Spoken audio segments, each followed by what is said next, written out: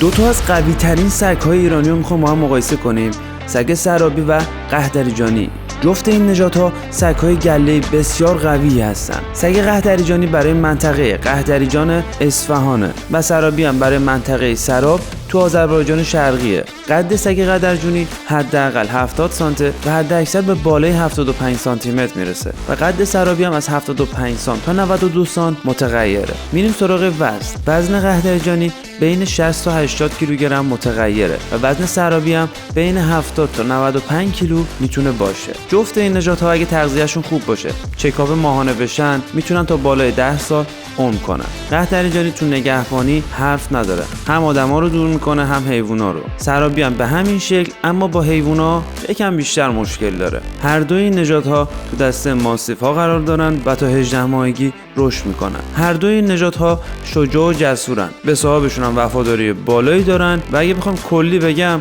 سگ سرابی از نظر قد و جثه و وزن از سگ قهدریجانی بزرگتره و وزن و قدرت بدنی بیشتری داره، ولی از نظر توانایی و نگهبانی و محافظت و هوشیاری تقریبا توی سطحن. حالا توی کامنت بهم بگو اگه یه انتخاب داشتی بین این دوتا کدوم انتخاب میکردی؟ لایک کن و اگه میخوای مربی سگت بشی یه نگاه به پیجمون بنداز.